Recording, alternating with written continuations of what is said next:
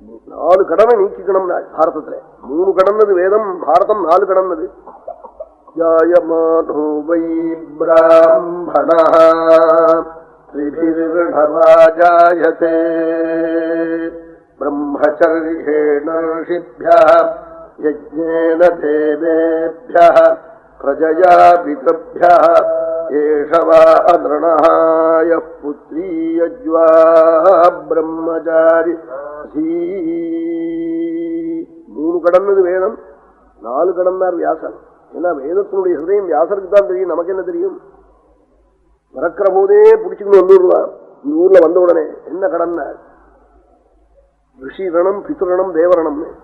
ரிஷிரணம், ரிஷிகளுக்கு கடன்பட்டிருக்கோம். அவன் அது சுவாத்தியாயம் வேதாத்தியனம் பண்ணணும்.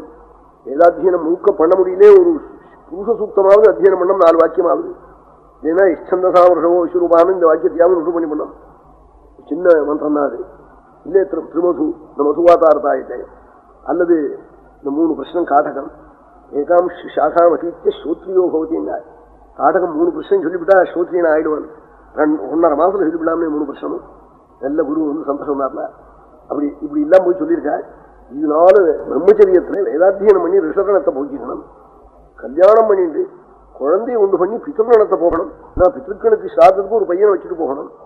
தேவரணம் யஜ்ஞத்தினால போகணும் அப்படின்னு சொன்னாள். ஆனுசம்சேன மானவான். 4வது ரணம் ஒன்று வியாசர் சொன்னார்.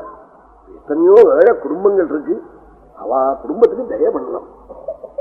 அதுதான் 4வது ரணம் சொன்னார் வியாசர். அதுதான் ரொம்ப அவசியம். இது எல்லா ரணத்துக்கும் மேற்பட்ட ரணம் இது. அப்படி பண்ணலைன்னா அது பிரயோஜனம் இல்லை.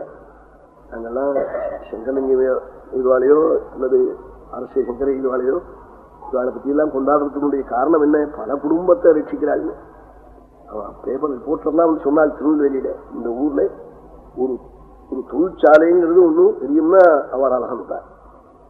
அப்படி அவளுக்கெல்லாம் சொல்லணும்னு என்ன? அவள்லாம் ஒன்றும் அவள்கிட்ட எதிர்பார்த்து சொன்னவாழ்ல பேப்பர் தாராலாம்.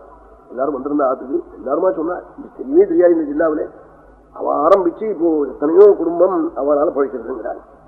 இதுதான் ஆனுசம்சேன மானவான். வியாசர் சொன்ன ஒரு பெரிய தர்மம் இது புரியணும். எத்தனையோ காக்கா தன் குஞ்சை காப்பாத்துறது. அது மாதிரி நாமும் போய் கோவில்ல போய் நான் என்ன இருக்கணும், மச்சன் என்ன இருக்கணும், மச்சின் என்ன இருக்கணும், என் சட்டக்கர் என்ன இருக்கணும்னு சொன்னா கூறுமா? எல்லா இடத்துலையும் கர்மகாற்றவன் தான் அவசத்தி. அவன் ஸ்வஜனசேச்ச ரட்சிதா, பந்துக்களை ரட்சிக்கணும். அதோட நுண்ணூட்டப்படாதுங்கிறது சாஸ்திரம். அதுக்கப்புறமும் கொஞ்சம் தாண்டி போகணும்னு சொல்றது. அதுதான் புரியணும் மனசுல. பந்துக்களை காக்கா முதல்ல ரட்சிக்கிறது என்ன பிரயோஜனம்? அவன் மிருகங்கள்லாம் ரட்சிக்கலையோ? தீட்சிருவாள் சொன்னாள், நீலகண்ட தீட்சிருவாள் சொன்னாள், காக்கா எல்லாம் சாப்பிடலையா, பட்சி எல்லாம் சாப்பிடலையா? நீ இப்ப என்ன அதை காட்டு? நீ என்ன நீ இப்ப அதிகம் பண்ற? நீயும் மிருகம் மாதிரி ஆயிடுறே, திரிய ஜோனியில பிறந்த பட்சி மாதிரி ஆயிடுறேன்னு கேட்டாள் நீலகண்ட தீட்சிருவாள். அப்படி இல்லாம இருக்கப்படாது. நாம் அவயவங்களை அடைஞ்சதுக்கு பிரயோஜனம், எந்த காரியங்களை பண்ணணும்? புத்தி அடைஞ்சதுக்கு பிரயோஜனம், புத்தி உபயோகப்படுத்தணும். அது பண்ணலைன்னா பிரயோஜனம் இல்லை.